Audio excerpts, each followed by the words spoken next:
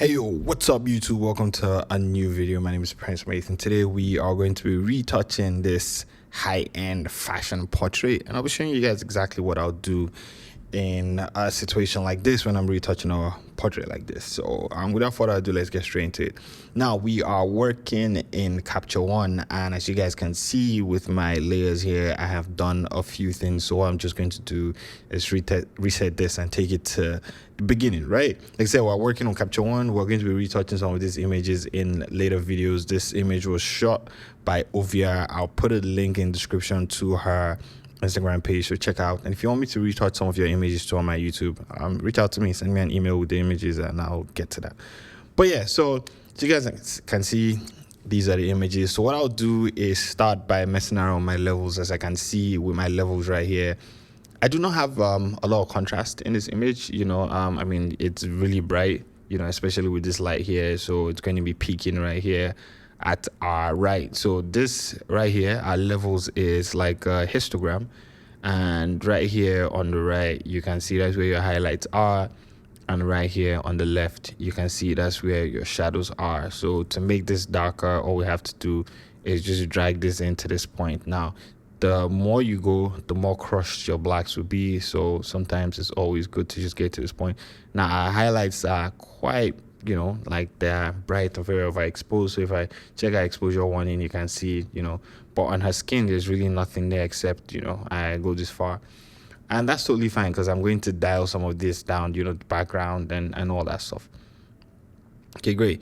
So what I'm going to do right now is just dial the highlights down a little bit, reduce the whites too. So at this point I am just working on the image in general. I am not separating the subject from the background, and that's what I'm going to do very soon.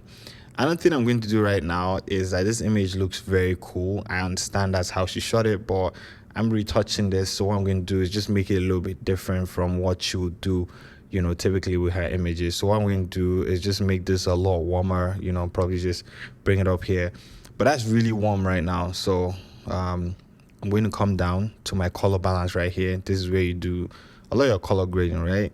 And what I'm going to do is just add some I'll add some coolness to my image, and also my highlights. I'll just make my highlights just a little bit, just dial that down a little bit. So what I'm trying to do is just go for like a very fashion-ish look with my mid-tones. I'm just going to go here towards the orange and greens, maybe not too much. That's red, just somewhere around here, so it's probably fine for me. So that's our before and that's our after. What I can do right now is separate my subject from background. So with the AI mask in Capture One, you can do that easily. So what I'm going to do is just click on background, and what Capture One would do is just create the mask around our subject. Now the Capture One mask is not the best, but it's always good to have. So if you click M on your keyboard, you'll see the mask, that's it right there. And what I can do here is to add a little bit of contrast to my background, my levels. I can just drag my levels in. If I want to reduce the highlights, I can reduce the highlights and the whites, around there. I feel like this was just a part of the look. So, hey, gives me that futuristic type vibe, but I'm giving it like a retro feel right now. So that's our before, and this is our after, just adding some color to it. Then I can select my subject. So what I was going to do is create a mask just around my subject. I wish they could have like a face mask or skin, hopefully that's something they can do in the future. I really like that. So I'll hit M on my keyboard again. You can see my mask right there. And what I can do here is maybe just add a little bit of saturation to our subject, because I just felt like she's just like a little bit pale. So you guys can see that's our before, that's our after. As you guys can see, we have like a lot of color in our image right now, and something that really stands out that we can work with. So before looked really nice, but I just felt like it was very flat. I mean, this was the look she was going for, like kind of like whitish cool tone, but I just wanted to do something different to it. So just add like a vibe to it. So this is where we're at right now. And what I'm going to do right now is just edit with Photoshop. I'll click on that, and it'll bring these scents out. So these are the scents I use, and I'll click edit variants, and we're going to jump into Photoshop and edit this now in Photoshop.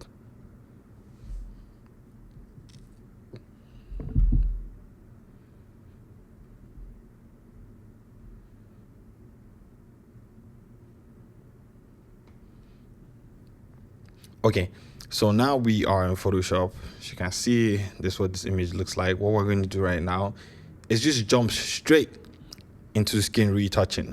Whatever it is that we need to do later, we can do. Now, I'm not going to fix the hair because I feel like that was the whole vibe. You know, they went for this messy hair vibe, but we're just going to jump straight into skin retouching. The first thing I want to do is take out these, I would say, I don't know what they're called, but they kind of like help hold the eyelids up, you know, so you have that nice look, you know, around here. And what I'm going to do is take that out. So I'm going to try the easiest way to take things out right now, which is going to be Generative Fill, and see what Generative Fill will do. Let's see if Generative Fill can help us out here. If it doesn't, then we'll go with Clone Stamp tool and I have to do this manually, but you know, hopefully it'll be able to take that out.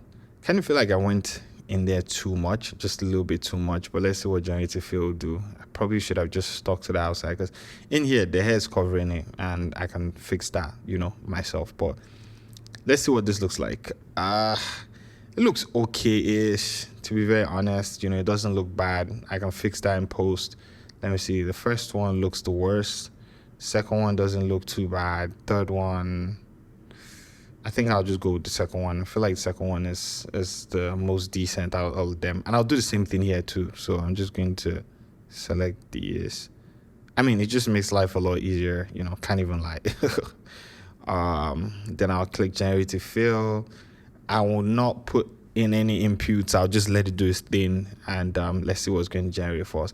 And whatever it is that we need to fix here, we can later fix with like micro dodge and burn or frequency separation or all that stuff. It did not do a bad job there. Here. I feel like the second one is still the best too out of all of them. So now we have those two things taken care of. You cannot deny the power of AI and how it's going to help people, even though I know we're all scared it will probably take all our jobs, right? Okay, great. So what we're going to do right now is Command, Option, Shift, and E.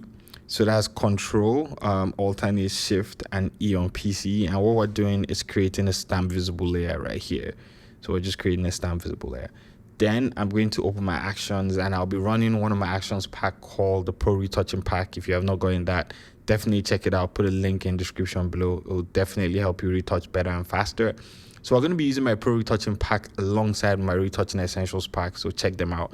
What I'm going to do right now is I'll probably run the beauty action, you know, because it's almost like a headshot. You know, I know it goes a little lower, but I'll run the beauty action and let it do its thing. Okay, great. We are done running our beauty action right now. And the way this works is that you pick a soft brush. Make sure that your flow is between 20 to 30%, somewhere around there. And make sure it's a soft white brush, hardness is on 0. Then you can pick whatever size you want. And then come here to paint me. And what we're going to do is just zoom inside. And we're just going to paint over her skin. So just go over the skin with a soft white brush.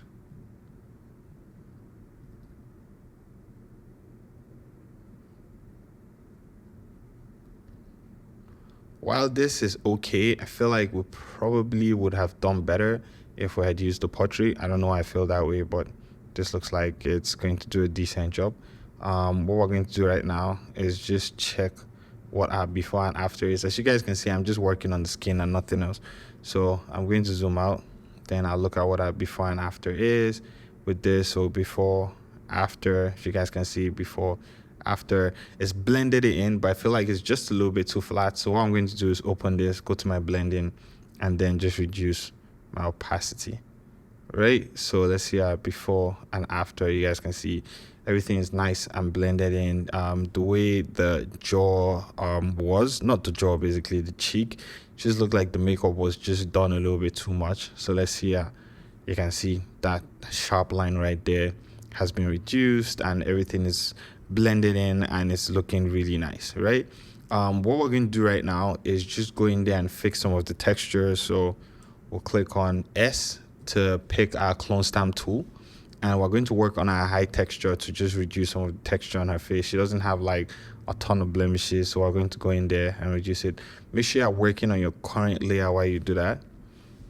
Now, one thing I always do is try to reduce how much textures are in my images. Now, I know a lot of people do the opposite. You know, a lot of people want more textures in their images, but for me, I just try to reduce how much textures show up in my images. You know, I just feel like it does not determine how sharp your image is.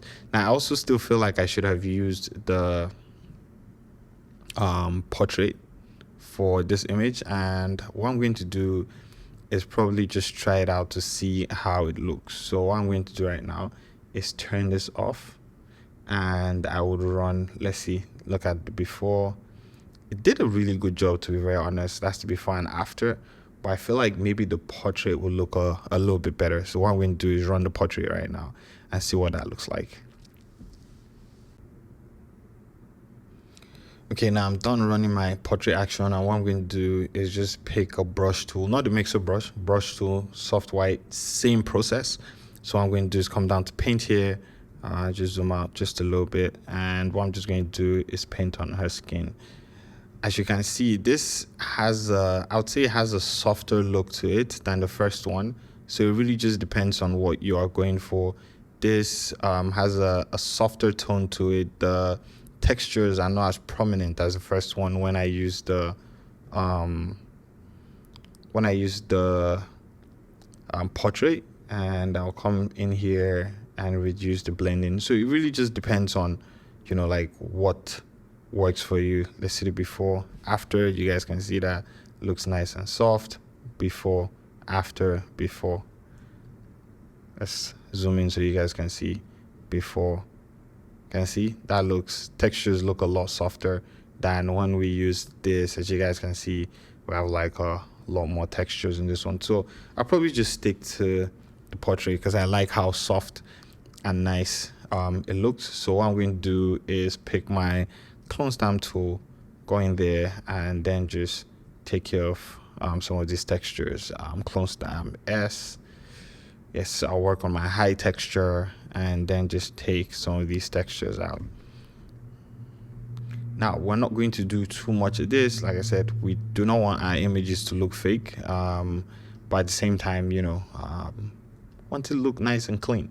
So I'm just using my clone stamp tool, and what I'm doing is holding Option to sample. So what the clone stamp tool does is that, let's say I want to take out this mark right here, I'll hold Option to sample somewhere close to this mark right here. So I'm just going to click to sample, and then, you know, just go over it. So you just keep sampling and painting. It just makes it, you know, very easy. Okay, great. So I won't take out this hair. I did in the last one, but I won't take it out. And just reduce some of the textures here and how that looks. Come up here, reduce some of that texture. Don't like these lines that are here, so I'm just going to take some of those out. There isn't too much to do around the forehead because, like I said, you know, with images like this, you do not want to do too much.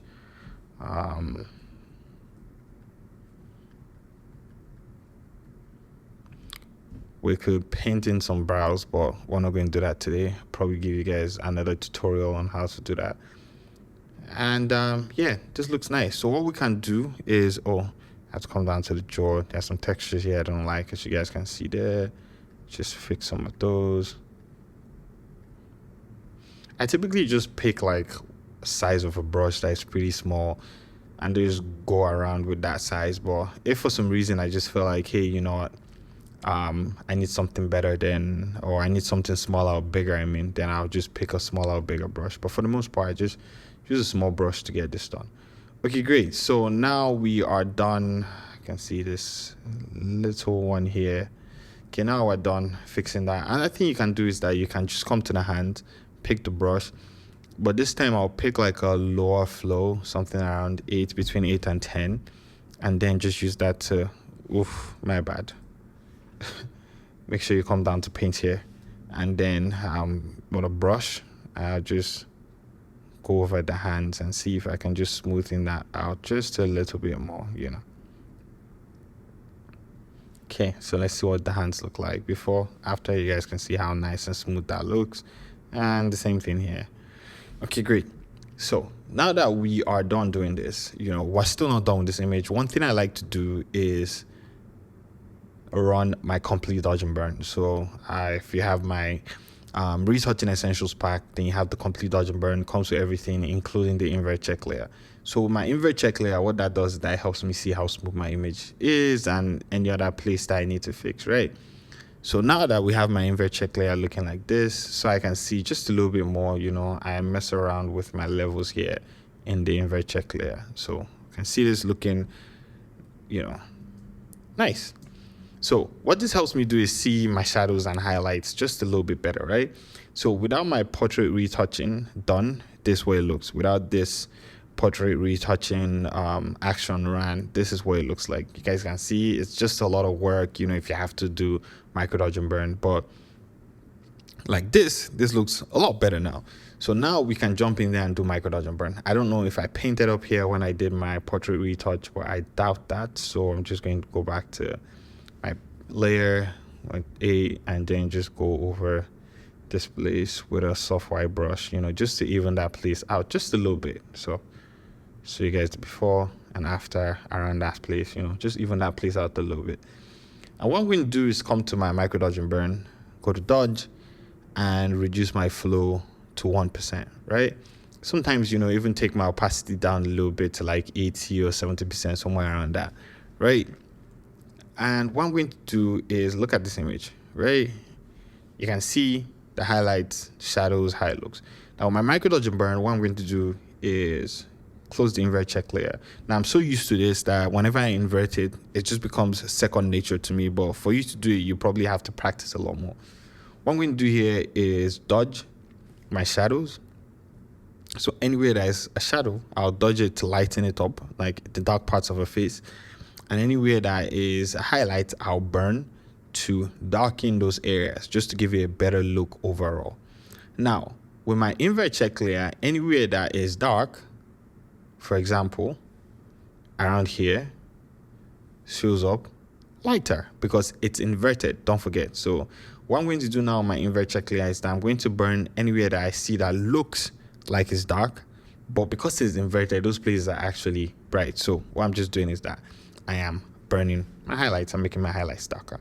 So right here, I'll just come in here and then just burn some of these places because I don't like how that looks.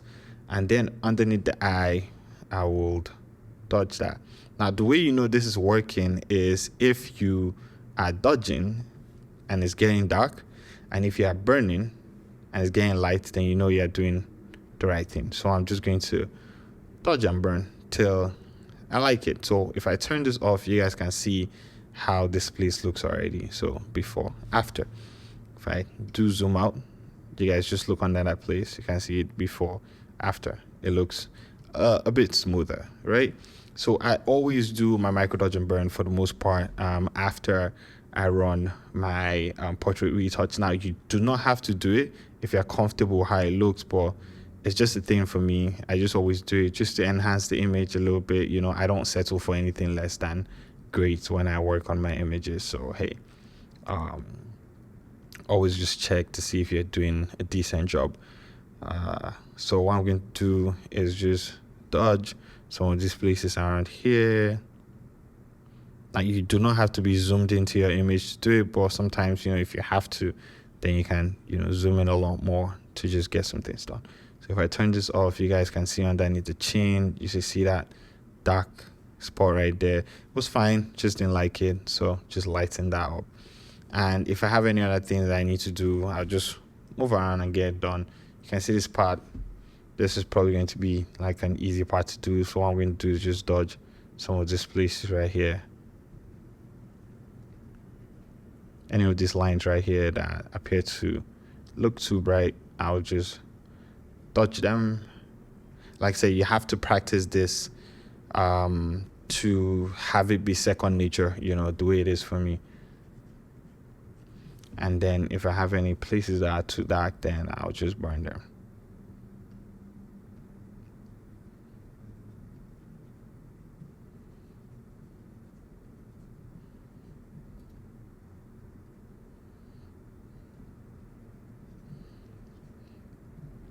Now I know I'm not doing a perfect job here, but hey, we're just using it to show you guys how you can achieve decent results. So I'm just going to zoom out now. I mean, obviously I'll spend a bit more time to fix that, but you guys can see the before and after. So if I turn this off, you guys can see the before and after, and how we've kind of like almost fixed that whole thing there. So let's see the before, after. You guys can see it's almost gone. I mean, I can go in and probably just make this a little bit better, but if I was retouching the image for a project, you know, of my portfolio, then I'll go in and just fix this and just even this out to be better. But the whole idea is to show you guys how this is going to work, and you know, just make it look good so you guys see exactly what I'm trying to achieve. Okay, great. Now we can do a little bit more of this around the face if you want to, but right now I'm just going to stop here. You can come in here, fix this whole space up, fix the whole face. You know, we have some other places around here that we can come in and fix, you know, just burn some places around here just to, you know, like make it look a lot better. You know, that just, yeah, I mean, like, there's always something to fix around the face, to be very honest, with your micro dodge and burn, just to, you know, make it look a lot better. But hey, we are going to stop somewhere around here. I do not know how to stop when it comes to micro dodge and burn. Absolutely love doing it. And what we're going to do is, you can see with the micro dodge and burn, we just did a little bit, reduce this dark shadow on the eye, you know, fix the spot of the hair. What we're going to do right now is just jump to our global dodge and burn. And with the global dodge and burn, increase your flow to about 3%, 4%, that's fine. Increase your opacity back to 100. And what we're going to do is lighten anywhere that is bright. So somewhere around the forehead, you know, you can see this catch lights around here, around her face, somewhere around here, this one here, the nose, you know, you can see how the nose looks, all these places. We're just going to lighten those places up. You know, you can do it for the hands. Anyway, you have highlights around the hands, you can get those done, you know, just fix that. And then the burn is the same thing. We're going to, you know, just burn anywhere that's just a little darker, you know, make the image a lot more shiny, you know. Come here, fix this whole thing up. You can see she has some makeup there. So we're just going to fix all this. Go back to my dodge, get the lips. She has really nice features, as you guys can see. Come in here, you know, have anywhere that's shiny, but you can't even go into the eyes and fix all that space up, you know. And yeah, we have our image looking nice and retouched. What we're going to do right now, I have my eyes and teeth white in action for free, so you can check that out. So what we're going to do is just where you're at, yes, that's it. You know, we're just going to add some brightness to our eyes. So just jump in there with a brush, take my flow all the way up, and then just paint and just make the eyes just a little wider.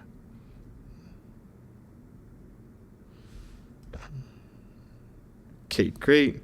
I'll do the same here. You do not yes, do the same here. Make sure your foreground color is white though when you paint like this. If not, it'll seem like nothing is happening for you. Kind of feel like the opacity for this was too much, but anyways, we'll reduce the opacity here because we don't need it to be too bright. Somewhere around there will be fine.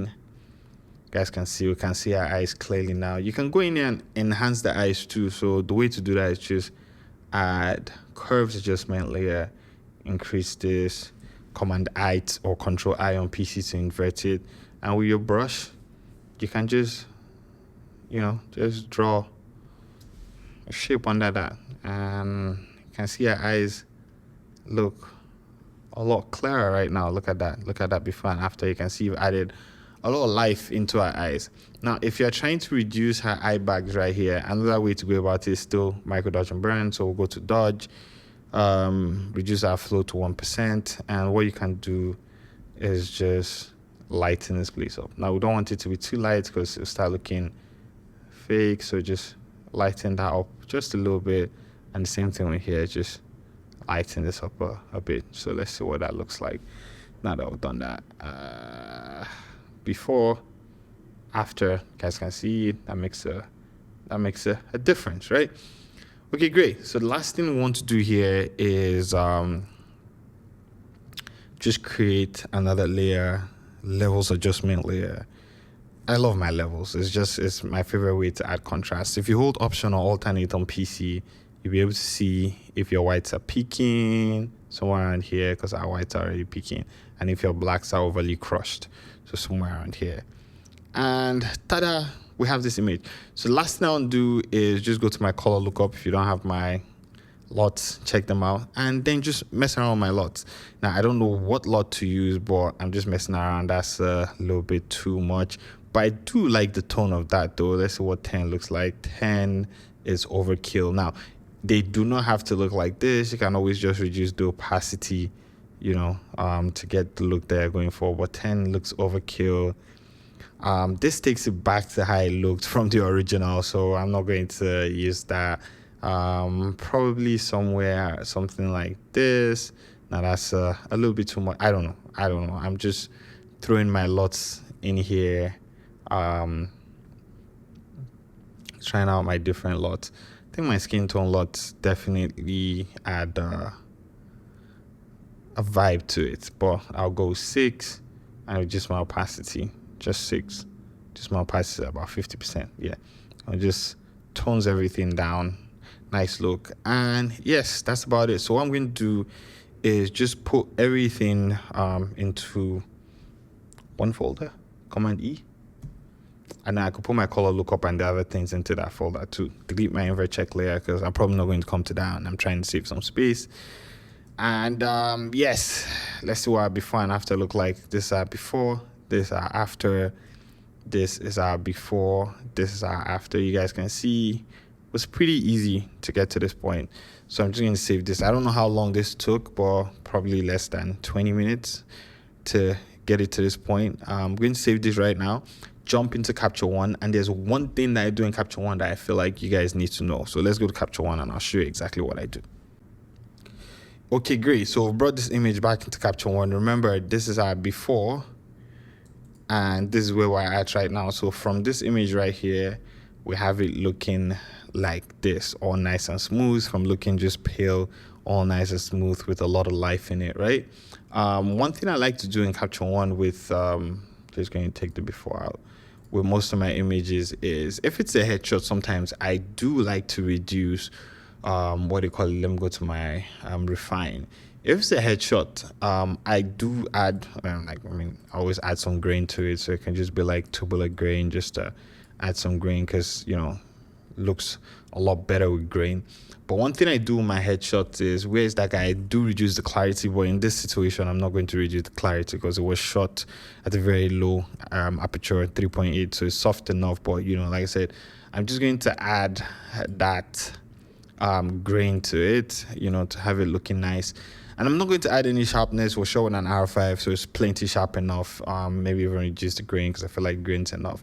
And that's it. Ta-da! You have your before and after. Before, nice, you know, have like I don't know, just has like a lot of light. Like right here, you can see her cheek, under the eye, skin didn't look nice and smooth, but right now, look at how nice and smooth the skin looks. So that's about it. And if we look at the before for both of them, you can see this just looks pale, this looks nice and rich. I hope you guys enjoyed today's video. Big shout out to Ovia for providing me this image. And yeah, you guys give it a thumbs up. I'll see you guys in the next video. Have an amazing day, guys. Peace out.